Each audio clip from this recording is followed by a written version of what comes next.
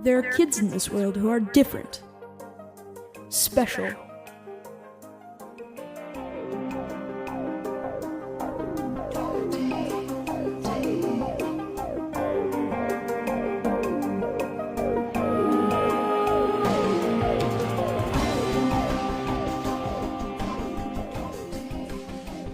In this episode, we'll be breaking down the 22nd episode of 6 Minute Season 4, piece by piece.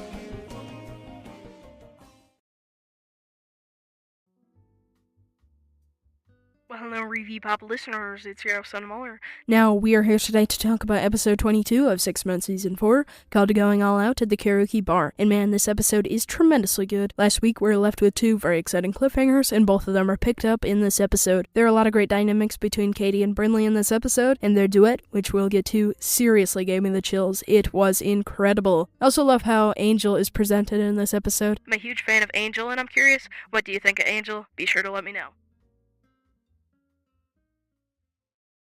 You bring me to listen to terrible people singing terrible songs terribly? I didn't bring you here to listen. I brought you here to sing. That's even worse! I'm out! Wait. Let me explain.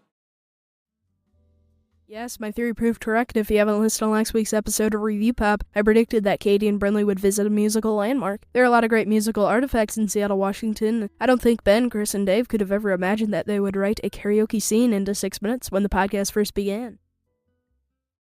You do have a halfway decent singing voice. Gee, thanks. Okay, you have a great singing voice.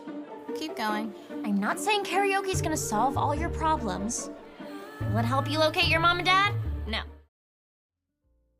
This scene reminds me of a quote from Casey Dupree's back in Season 3. She said to Brynleigh, "Somehow you managed to insult me while paying what I think was a compliment," or something along those lines. But in a weird way, I think, Brynleigh's quote-unquote Brynleighness is her way of showing her appreciation for others. I also think all the trauma that both girls have faced have strengthened their bond, and even Brynleigh is complimenting Kady now.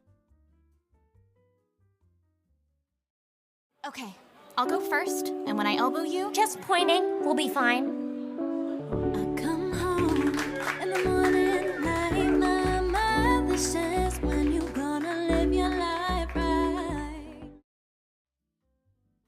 Wow, that is such a beautiful composition. I truly did not expect that song, but I am so glad GZM chose it. Their vocals pair so well together, and their experiences on Broadway definitely add a layer of knowing how to sing very well. This song has been stuck in my head ever since this episode came out because it's so great and it's so catchy. I really love it so much. I do think this scene is awesome. Me? Dr. J.P. Whittier. Of course. The question is, how does it work? I don't know specifically, sir, but having observed Cyrus Anders using it, I can likely figure out how to restore it to working order. Yeah, that's very interesting because we know Ivan can dig through his memory bank. Ivan helps Jude locate Brynleigh and find new recordings of his 1989 self with Cyrus Anders. Something that's been on my mind is the question, when will Halliday and Birdie come face to face with Jude, the new CEO of Whittier Corp? Every time they've asked Adam who, the new CEO is, he's refused to say, so that'll be very interesting.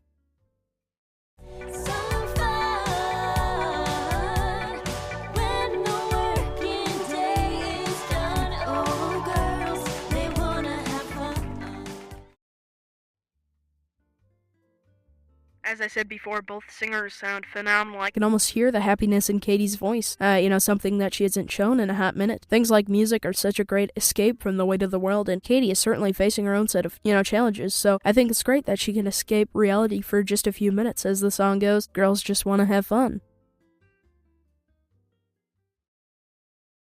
Fair enough. I'll give you the space to do whatever is necessary to help my Adelaide.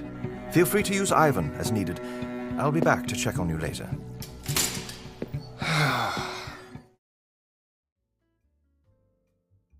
With that sigh, you can hear the immense stress and pain that Cyrus is facing. Of course, he's in a very difficult situation, which we'll talk more about later. But he's up against Whittier Corp, right? I think, he knew he would have to face, just some difficult choices. But, not to this degree. So it'll be interesting to see how Cyrus faces this challenge without hurting, the people he loves.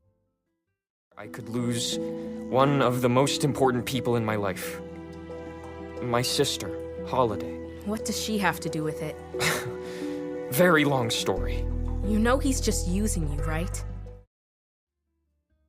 Yeah, that's interesting, and if Cyrus has a huge impact on the timeline, who's to say what the consequences are? I think Dr. Whittier thinks that Cyrus can use his knowledge from the future to help Adelaide, but what if her death is a canon event that has to happen in order for the timeline to function? Either way, things are not looking great for anyone involved.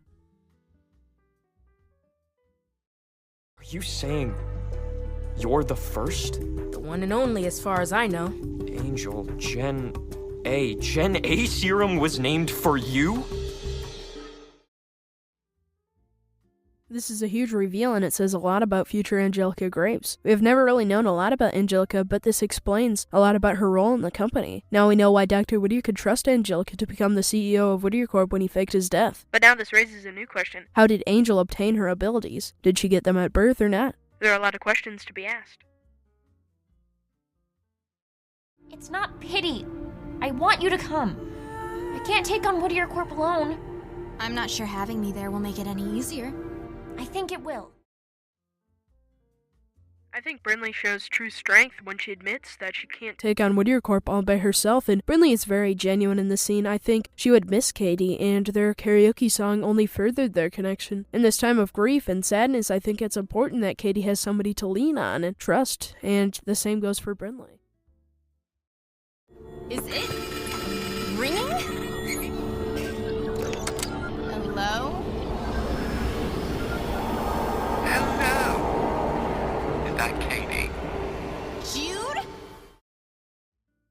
This is an awesome cliffhanger because it was set up from the beginning of 6 Minutes Out of Time. The time phone has absolutely paid off. I predict Jude has some sort of bribe for Kady and Brynleigh, but, as I said before, Brynleigh is done falling for Jude's lies.